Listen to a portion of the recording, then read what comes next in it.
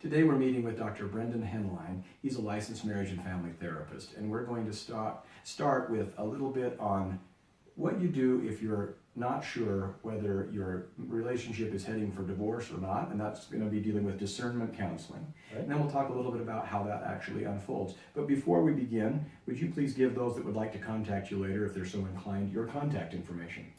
Sure. I'm the owner and clinical director at the Draper Center for Couples and Families, and we have a website. It's just draperfamilies.com, and our phone number is 801-432-0883. So feel free to reach out if we can help in any way. Well, I'm really glad that you agreed to meet with us, because you had such a great idea, and that was how to assess where your relationship is heading and how you can determine what you can or want to do. So without me knowing much about that, just let us know how that process works and what your role in it is. Okay, sure. So people have different feelings about going to couple therapy, and some people feel like, hey, that's a good idea, I need to do that. Some people are contemplating divorce, and some people are unsure. And so I use a process called Discernment Counseling that is an opportunity to meet and focus on some key questions to help people determine whether or not they want to stay the course the way that they are, or if they want to pursue a divorce, or if they really are ready to put some concerted work into building the relationship. This all comes from the research and work of Dr. Bill Doherty. He and a colleague of mine, Dr. Steve Harris, and others have done some fairly extensive research that started with a project in Minnesota. It was the Minnesota Couples on the Brink project. And through that process, they met with a lot of different people who are in that place where they're on the brink, right? They're ready to consider divorce, and they have to decide whether or not they're actually going to go that route, or if they want to work on the relationship. And so Dr. Doherty and others formulated this process called Discernment Counseling. They actually have their own website, discernmentcounseling.com. Okay. And it's a process to help people make that decision. It's a tough place to be. So that's the process we use, and happy to tell more about that. Okay.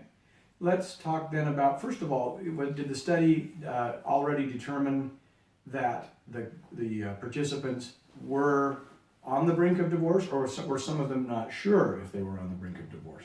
Sure, they were on the brink. The term he uses is mixed agenda couples. The idea is you can either be committed to the relationship or committed to divorce, and both be the one or both be the other, or having a mixed agenda. So that was the primary focus he did. So at least one of the two, if not both, were saying, yeah, that we're headed for divorce. They're seriously contemplating divorce, right? And yet they were open to the possibility of preserving the relationship. Yeah. So they weren't saying like, oh, it doesn't matter. No, I will get divorced no matter what, no question about it. Even if it's a total mistake, I'm still going to do it. These were people who are saying, I think this is where it's headed. I would like to get divorced, but perhaps I need to reconsider. Right. Most people pause. Sure. We've been through difficult circumstances, and no matter what, I'm done. And some people are in that place, right? But oftentimes when you're there in that place, you're ready to pull the trigger, file paperwork and everything that's needed, people stop and ask the question, and that's kind of the cliche thing, right? You have to go to therapy first. In order to check the box and say, yes, I did that. So people stop and ask, should I do this? Should I go to therapy, or should we just go ahead with the divorce? And so most people are, asking that question at least. The process of discernment counseling is helping people not make a reactive decision just because of the latest blow-up argument, but to make a purposeful decision that, yes, indeed, I do need to pursue divorce, or no, I want to make a concerted effort to strengthen and rebuild the relationship. So a couple comes to you then and says, at least one of us, and if you need to set the parameters differently, go right ahead. Sure. A couple comes to you and says, at least one of us is contemplating divorce, but we've agreed to at least think this through. Certainly won't hurt. I'll feel even better about getting a divorce if I've gotten some counseling, or if it turns out that I determine it's a mistake, well then thank goodness I came to the counseling. So how do we start? What do we do? So you sit this couple down, and what happens next? Sure. So let's talk about first. There's kind of three outcomes for discernment counseling, and then based on aside from that, there are kind of four areas of focus that you spend your time on in discernment counseling if that's the decision you want to go. So if you're a couple and you're considering divorce and you're considering trying to work it out as well, trying to make that decision. That's the purpose. That's the kind of person who needs to come in for discernment counseling. And discernment counseling really has three possible outcomes. One outcome is to stay the course. Some people make the decision that we're not ready to do an intensive therapy process. We're not quite ready to make the decision to divorce, so we're just gonna stay the course. Status quo. Exactly. Maintain status quo is one option. The second option is they make the decision that yes, we are going to pursue separation or divorce. And a third option is that the couple makes a decision to agree to take the divorce card off the table and put a 6-month concerted effort to genuinely give this relationship a shot. What I love about that is sometimes people come in for therapy and it's kind of their last-ditch effort or check-the-box thing, and there was never any real intention to actually work on the relationship. It's kind of that, hey, let me just get a professional acknowledgement that there are problems and I want to get a divorce, right? And in some cases, and validate that I'm right and my spouse is wrong. Sure, yeah, some people have People do that too. that intention, right? But the nice thing about this is instead of doing that cliche last-ditch effort kind of thing, discernment counseling helps you make a purposeful decision without the reactivity of the whole situation and decide whether or not you want to pursue one path or the other, right? So that's the purpose. If you're in that place, that's what it's for. So let's talk a little bit about what actually happens in discernment counseling. And before we do that, let's just talk about, you said there's 4 phases or 4 parts? 4 primary questions that you want to answer in order to help you make that decision. Let's start with those 4 questions and then we'll move on to the process. How does that sound? Okay, sure. Sure. So while there's the process of discernment counseling, that is the 4 questions really. There's, it's making a focused effort in that professional setting to answer the questions. Okay. And we can also talk later on about what you would do if you make that decision to pursue path number 3, right? The idea of, I want to give this a 6-month concerted effort to rebuild the relationship. So that we can talk about that process, which would be one of those possible outcomes. But so discernment counseling, the 4 questions that you really want to focus on, and it helps to do this in the professional setting because you have an arbitrator that can help, has the professional skills to help you make a non-reactive and purposeful decision rather than being in the heat of the moment and pushing each other's buttons as you're trying to figure this out. But in any case, the 4 areas that you talk about are first, what is the reason for the divorce, right? What are the things that are happening that lead you to contemplate the decision to divorce? So we really lay the cards on the table. What's really going on? The second question is about repair attempts, like what has been done and what is currently happening in order to try and resolve those issues. What has been done historically, what efforts are you making, and so forth. So the story of the repairs. The third major area to consider when you're doing this discernment counseling process is to explore the impact and involvement of any children that may be part of the system, right? So in what ways are children affecting your decision to divorce or not to divorce, and how are they impacted in this whole situation? And then the fourth area is Doherty calls it the best of times, right? To take a minute and think about, well, what is good and what has been good in this relationship in the past, what's worked for them in the past, and what are the positive memories that people have. And so that way you can really have a thorough, I like to call it keen awareness. Really look with your eyes wide open in a non-reactive setting, look at the relationship and say, okay, what's wrong? What have we tried to do? How is this impacting everybody? And what are the good things that might be worth saving? So that's the purpose. Okay, so thank you for that, and that's such a great brief overview of that. We're going to then provide more information on that as to how this process unfolds, how long it takes, and what that looks like, who meets with whom, and in what settings, and we'll do that in just a moment. So stand by, and then we'll talk about how that process unfolds and the time that it takes.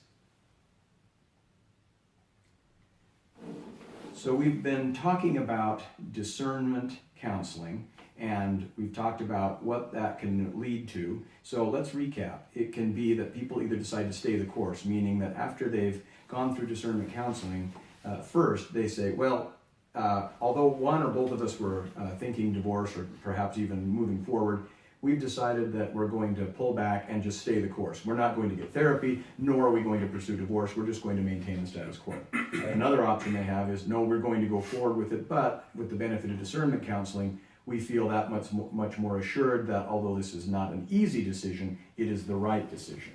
Or the other option is, having gone through discernment counseling, although they felt that they may have had no choice, or at least one of them had no choice but to divorce, they see another option.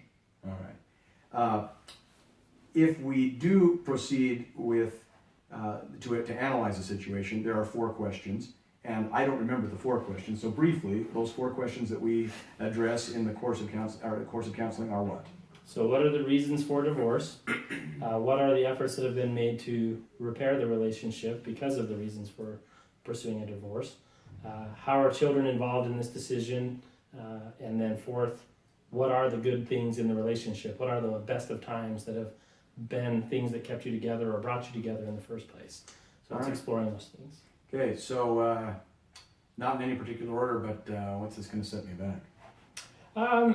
It can be actually a very brief process. You know, for discernment counseling, generally it's between 1 and 5 sessions. Most people take 3 or 4 sessions to make that decision, to meet, purposefully decide, discuss these issues, and take some time and contemplate what outcome, which of the 3 paths, pursuing a divorce, pursuing concerted effort at couple therapy, or maintaining the status quo, which one's going to be best for them.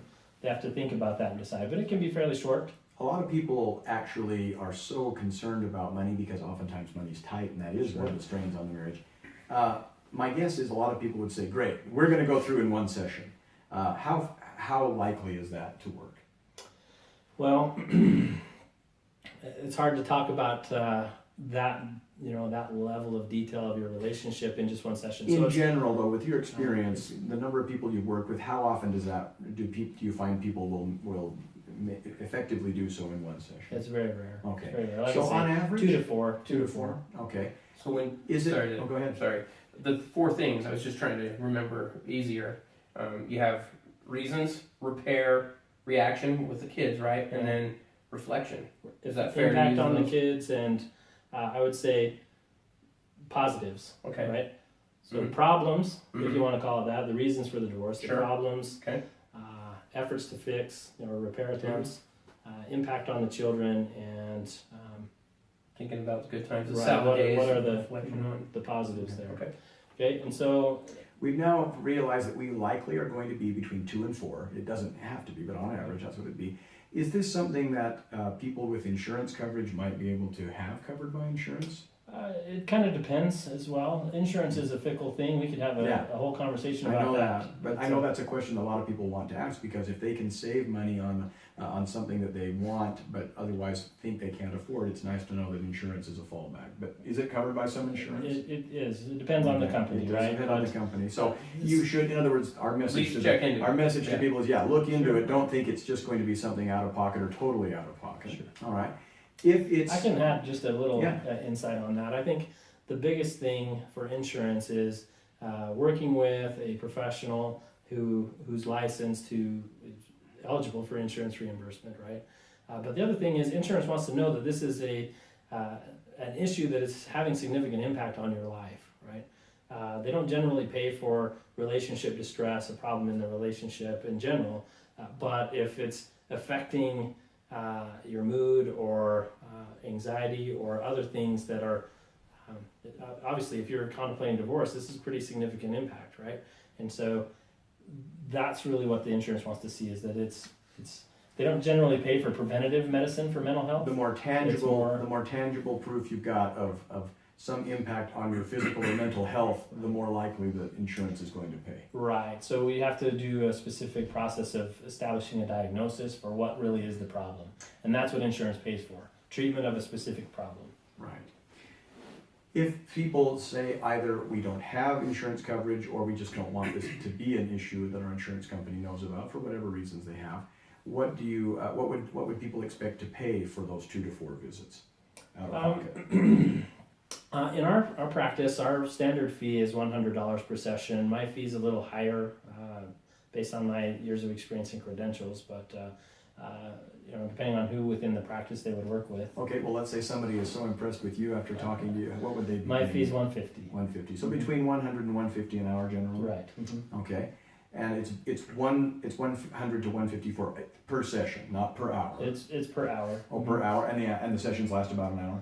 Yes, generally. Okay. Mm-hmm. Yeah. So if we needed to schedule a 2-hour session or something like that, we could, but the rate is per hour. Okay, and again, some people, this is new to them. So for some people, this may be a familiar situation. Do we have to go strap electrodes to our heads and do things like that, or can you? Describe the circumstances? Do we meet together with you? Do we meet one-on-one? Or do we have to fill out a big questionnaire beforehand? Not for discernment counseling, Okay, so- yeah. So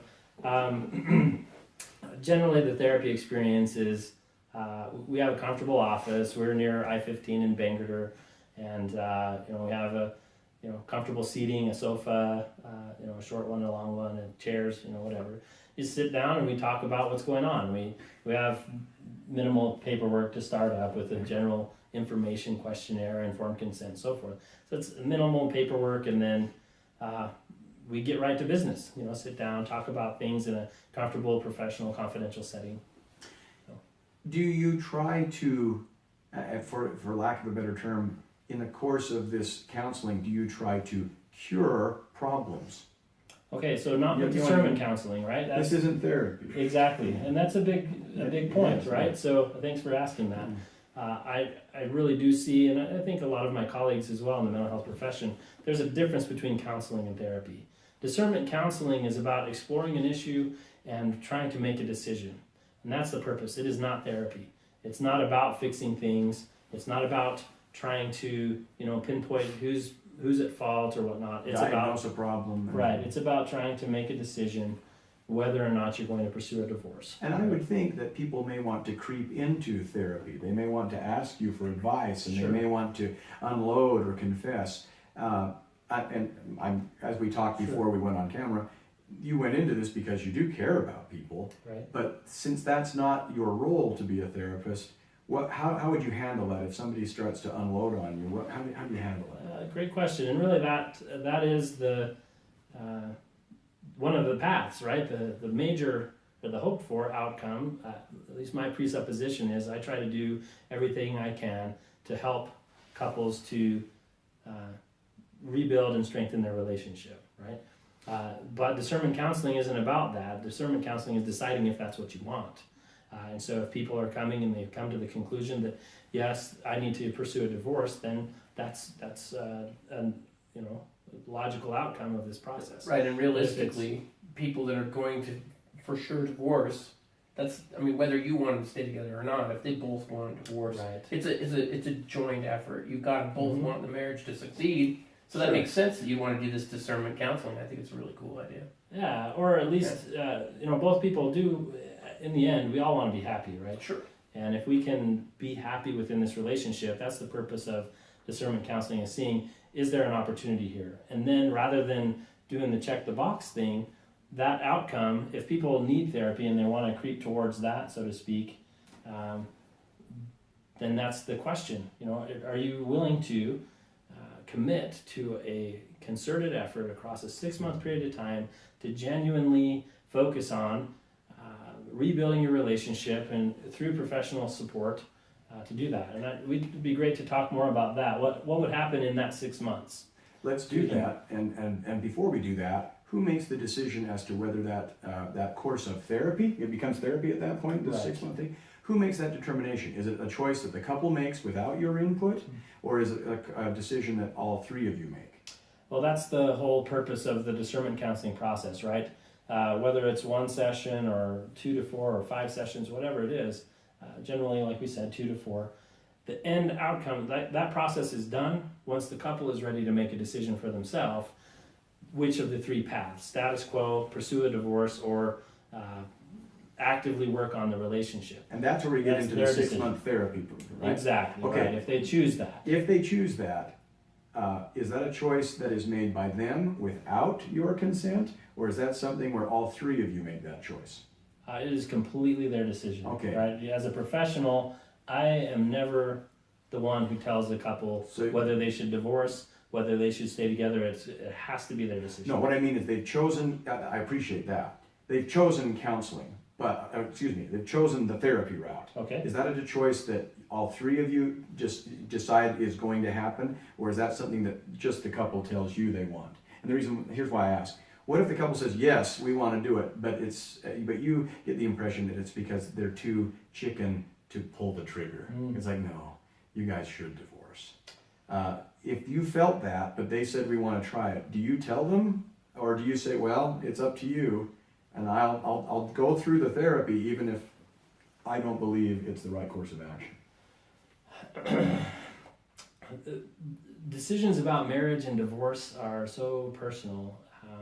Of course, I as a professional, I will give my input and make recommendations and so forth. But if you think that therapy isn't worthwhile, you may keep that to yourself and let them go down that route and maybe see for themselves. Or will you say, look, I know you said you wanted to, I really kind of didn't think you would.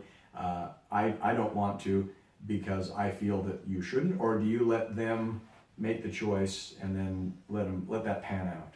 Well, I'll tell you, I've never had that experience. But if you did, hypothetically, right, okay. if somebody did come to you, or a couple came to you, what is it? Do you? I mean, clearly you have to agree, Right. because you're. But if you ever felt, I don't think this is the right choice. I didn't anticipate you would make this choice. Would you tell them, I think you're making a mistake, or would you say that's not my place?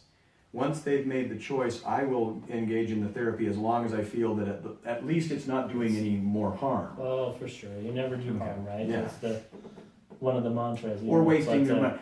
For sure, They're not right? getting So- anywhere. You would tell them at that point? Absolutely, yeah. If they're not making progress, then I'm going to have to be clear and share my perspective on that. But it's an important thing. Part of our code of ethics is that clients have to make autonomous decisions about key things in their life. I can't tell them what to do. But if I feel like what they're asking for isn't going to be helpful, then I would share that with them. And if I didn't feel like I could be helpful to them, I would certainly provide a referral to someone who I thought would have a legitimate chance of helping me. Because the reason I ask that is some people might think, oh, great. Why would you ever tell us not to do something because you'll make more money? And you're saying, well, you always run that risk with somebody, but you're saying a good therapist is going to say, I know you said you want to do this, but I really don't think it's going to do you any good. I really don't see the point in keeping going or keeping this particular course going. You would tell them that. For sure. I mean, even that, even if it were a financial decision, right? Perhaps in that circumstance, if a couple says, well, we know you don't want to, but we want to pursue the 6 months of therapy anyway. At least they'd go in and you'd go in with your eyes open. Right, but if we did that and it was not helpful for them, that would cost in the long term, right? Because people say, hey, this person spent all this time with me and it cost us all this, right? Mm-hmm. That's perhaps short-term gain, long-term loss, right? But now the best thing as a professional is to do what's best for the client. So choose wisely, but know that the odds are you're going to get someone who doesn't say, I'm in this just to run the full 6 months. Meaning the client? Meaning the therapist. As a therapist, right? Yeah, no, I mean, I'm an optimistic person. And, most of the time, if a client's coming in and they're willing to put the effort into figuring out whether or not they could make progress, there are ways to help people fix their relationship, right? So let's jump to that. Okay. So now we've gotten to the point where this couple did make that choice, and everybody's feeling optimistic and eager to proceed. How does that unfold? Okay. 6 months. Right. So, in the circumstance that a couple is ready they've made the decision, and even in that, saying I'm ready for this, when they've been contemplating divorce, but they make the decision, I want to work on the relationship. One thing that's key to that is that, as I said, as we discussed discernment counseling, you take the divorce question off of the table for that 6-month window. And we do our very best, both as a professional and as the couple, to do everything we can to give this a legitimate shot. So it's not a last-ditch effort. It's a concerted, it's not forever, but it's a 6-month period to work on the relationship. So in that circumstance, if a couple has made that decision and they want to work on their relationship through a focused couple therapy process, then I make arrangements to meet with them consistently and actually start therapy then. We clarify what needs to stop in the relationship, what the goals are for what needs to be repaired, and what needs to be taught and learned in order to be successful. I How personally... much does that take? How much, is that month number 1, month number 2? Or? Oh, the assessment process? That's generally fairly, 1 to 2 sessions. Okay. That's Is this 1 session a week for 6 months? essentially Okay. the plan there. And Okay. some people finish sooner than that, but it's a... 1 or 2 sessions, all right. Yeah, I mean, in the assessment process, it's a matter of goal setting, charting a course. Where is it that we're headed, right? And so you want to make sure you know what really needs to be addressed in order for them to be on track and be in the place where they want this relationship. And it's win-win. It's working for both, right? So in our clinic, we focus on using evidence-based models or process or practice, meaning everything we do is backed by research. And so when it comes to couple therapy, we use in our clinic the 2 most common, most well-researched models of couple therapy, and that includes emotionally focused couple therapy and John Gottman's work, the Gottman method couple therapy. Personally, I've been trained in both, but most of the time I work through the Gottman method. It's a very specific process of helping people learn specific skills and address what needs to happen in order to make things successful. So perhaps we could go over some of the key things. Certainly. Okay, so in a Gottman method approach to couple therapy, you're in this place, you made the decision to work on the relationship. There are several key things that we work on across that process of therapy. First of all, aside from setting the specific goals, this is what we want to work on to build the relationship. The big picture issues include doing things like recognizing problematic or damaging patterns that can occur in the relationship. Sometimes those things are very couple specific, but there are general things that are indicators of problems or patterns that are going to lead towards distance and separation in the future. Does it come down to a handful of the top 3 or 4? There are. Okay, you want to tell us what those are? So that people will realize, oh, I'm not that unique or I'm not as dysfunctional as I thought. That might come as a comfort to some. It's a good question, yeah. So Gottman talks about in this method of therapy, his research identified, the background on this is actually really interesting. I don't have time to go into all of that, but... as much as you like, I mean, Sure, okay, so Gottman, he did some long-term research with a large number of couples. It's been across 40 years plus now, and he did extensive assessment to watch their interactions, the words, even the facial gestures that they use, all kinds of things, and he became very accurate at being able to predict within a 95% accuracy whether or not a couple would pursue a divorce within 4 or 5 years. And so he identified those things that are warning signs. And it's backed by a lot of research. Extensive research. Okay. And what are those things? So really you have this, he calls them the 4 horsemen. Let's talk about that in a minute. But they're patterns of communication or interaction between a couple that just stir up problems. He calls them the 4 horsemen because the horsemen of the apocalypse. Exactly. The end is near. Exactly. Yeah. So that's why they named him that. But those 4 patterns are criticism, contempt, defensiveness, and stonewalling. Right. So, and what's interesting about that is all couples have at least some of these 4 horsemen sometimes in their relationship. Right. I have arguments with my wife, and I'm a professional. Right. We're supposed to know better. But all of us have criticism that occurs and so forth. So, but if those patterns become extensive, like pervasive, that's part of your relationship. It's just riddled with criticism, or particularly contempt, right? Contempt is where it's not just I'm criticizing and I'm upset about what's happening here, but I make it personal, right? I look at you and say, well, what in the, what is wrong with you? You're such a blankety blank, whatever. It's a personal attack. That's the contempt. Why are you always like this? Yeah, globalizing, whatever. Yeah, that's the contempt. And then we get defensive, and then we give each other the silent treatment. We just start ignoring. That's the stonewalling. Stonewalling, exactly. Or So, is part of stonewalling, in different situations when you have people that are upset, when they want to control the conversation or they will not communicate anymore. That's a lot of stonewalling techniques. Exactly. Like, I'm so right that I'm done talking about it, or I'm so mad that I refuse to talk. Right. So that's the stonewalling part. Exactly. Okay. Right. And so when these patterns start to happen pervasively, then people escalate. Okay. Right? When they're escalated, the term Gottman uses is flooding. He talks about being flooded with emotion, just being flooded in that situation. And that's the difficult place, because when you're flooded, you end up saying and doing things that you wouldn't have said or done otherwise. That's where we put our hand through the wall because we're so upset, or we get violent with each other sometimes, things turn hostile, because you're flooded.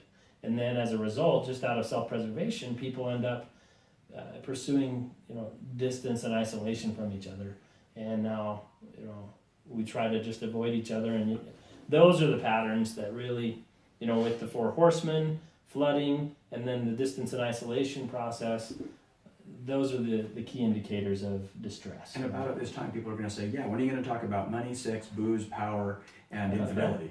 I mean, where does this, is like, how come we didn't talk about those? Sure. Where do those come in? In-law issues, all kinds of things. Where do those come in? So you talked about these 4 things. I'll bet you a lot of people watch like, oh, I thought you were going to talk about infidelity, substance abuse, physical abuse. I bet they thought those were the 4 horsemen. So, not that I want to jump there, but at some point, I want you to tell us where those get addressed. If those are, and if they aren't there, it may just be because, let's face it, not every divorce is caused by that. It's just sometimes people just can't get along. Right. But I just thought I'd mention that. So, folks, we are going to talk about that. It's just that you may have thought that the 4 horsemen were something else. So, all right. Well, so what I would say to that's a good point, because people do have, those are the common issues, right? Money, communication, sex, power, meaning who's in charge around here, and gender roles and things like that. In-law issues, difficulties with parenting and child, that's part of roles as well. So these are different things. That's really the difference between the content of the issue and the process of the issue. So whether it's about sex or money or whatnot, I'm still using criticism and contempt and defensiveness and I wanted people to see it's like they work within one another. So each, there's actually a famous line in Leo Tolstoy's book, Anna Karenina. He said, all happy families are the same, but all unhappy families are unhappy in their own way, right? It's like what you're talking about. Everybody, people have their own issues, whether it's about any of these key things you talked about or something that's very unique to them that's come up as a hinge point in their relationship. So would drinking and addiction would kind of fall into probably the stonewalling area. Like, I'm so mad, now I'm going to go drink. Sure. I'm not going to continue to talk. Or, I'm mad and the way I get happy is to go spend $3,000 on your credit card and bam, right back at you, kind of a revenge thing. Right. I mean, those That's are defensive. I can see how they'd all fit in. Yeah, so to the different categories. Right, there's that unique application or personal experience of it all, but it's all part of the same process. Right? Once you've gone through identifying, are all of them present in every case, or it's just some of them can be? Typically, you can find the details because there's even the little things. It's the looks that we give each other, right? But so they're all there, but it doesn't matter whether it's all 4. We're not in trouble unless all 4 of the 4 horsemen are there. Right. It's Typically they are there, but it can be 3 out of 4 too. Okay. Right.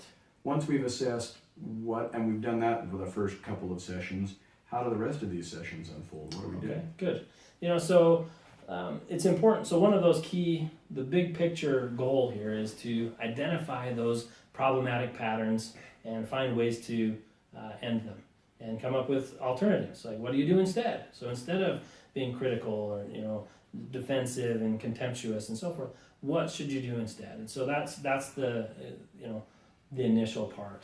And then throughout the process, they tend to rear their heads again. Maybe we're down the road, we're making some progress, but now we're into a sensitive issue, and what do I do again? I bring out the 4 horsemen, because that's what I do, right? I'm feeling attacked, and so I'm going to be defensive, right? So, but anyway, throughout the process, we identify those and try to minimize. So you're saying the patterns, right? Setbacks are part of the process. Sure, that happens. Yeah, Mhm. or I call those default behaviors, right? If my default is to be avoidant or defensive or whatever, if I get to a difficult situation, a couple months down the road, and I'm not sure what to do, I'll fall back to that default, right? So it's good to recognize the patterns. But in any case, the first thing there is to recognize problematic patterns and come up with effective alternatives. The next piece is to really work on strengthening the couple friendship, the friendship in that relationship. You have to have more positives than negatives. You have to be in a place where this is win-win, right? So if I feel like this is taking way too much of my time and energy and focus, and it's problematic and it's hurtful, it's not worth continuing to invest in, right? And so a key thing is to help people rebuild their friendship, where they're showing genuine interest in each other. They have things that they have appreciation and affection that they focus on with each other, and they have a pattern of responsiveness. They ask each other questions and they respond respectfully. So instead of saying, "Hey, how was your day?" Like, "Well, what do you care?" Instead of that, you learn to be responsive. Like, "Oh, thanks for asking." In turn, be friendly. Build that friendship. So that's a key thing, is helping people to build that friendship and establish. I like to call it relationship collateral. You gotta have some collateral there if you're gonna start working on things, right? So the negative patterns, building friendship. The next key thing is effective conflict resolution. Like, how do we actually deal with things? So we work on communication skills, effective conflict resolution, and building that capacity to make decisions in a way that works for both of us. One thing that's interesting about this is in Gottman's research, he identified that there are really 2 different kinds of problems. The kind you can solve and the kind that you can't. The kind that are perpetual, the things that, maybe we argued about our first year of our relationship, and there's still problems 15, 20, 50 years later, right? And those really are generally personality differences. He calls those perpetual problems instead of solvable problems. And that's interesting to bring up, just because a lot of people get frustrated by the fact that they're still talking about the same kind of problems that they had back in the day. And, for example, if one person is, a go-getter, spending, they're really quick at getting everything done, and the other person just takes longer than the other person wants them to on everything. We're still arguing about that, but it's a perpetual problem, is one example, right? So, in any case, this step of working on conflict resolution is about helping people to have skills to solve things and make decisions and move forward with things that they can, and also learn to dialogue about and work with each other on the things. Sometimes it's agree to disagree. Other times it's, okay, you do it your way, I'll do it my way, and whatever. There are different ways to deal with it. They're trying to implement the serenity prayer, right? Give me the power to change what I cannot change, and what resignation for the things I can't, and wisdom to know the difference. Exactly. So that they can say, look, some things you're always going to have this. It's part of you, and it's really innate. That doesn't make, it's irritating, but I can live with it. Yeah. This is a problem that you can and ought to change, Sure. and we can tell the difference. Right. And so, the interesting thing is that whether if I'm with this person, I'm going to have this set of differences and that result in conflict between us. But if I'm with a different person, there'll be a different set. So with this person, you might be frustrated that we never get to the party on time because she always is late getting ready. Mm-hmm. But the other one, maybe we never go to the party because she doesn't like interacting with large groups of social people. It's just differences. Right. And so it's kind of cynical, but Gottman talks about the idea that in choosing a partner, you're choosing a set of problems that you're going to deal with forever. But if we can accept that and say like, okay, Versus trying to go into it thinking you're going to change. But that's true of everything. that everything's going to be perfect. Yeah, and right. People need to understand that's true of everything. I mean, Yeah. any choice that gives you something is going to require something of you. Pros and cons, risk and rewards. Right. And the key is to be in a place with somebody that this relationship is win-win, right? And so that's where this heads actually. So if we've been able to identify and minimize these negative patterns, we've built a strong friendship. Now we have some tools that we can use to make decisions and resolve conflict and dialogue about our differences and so forth.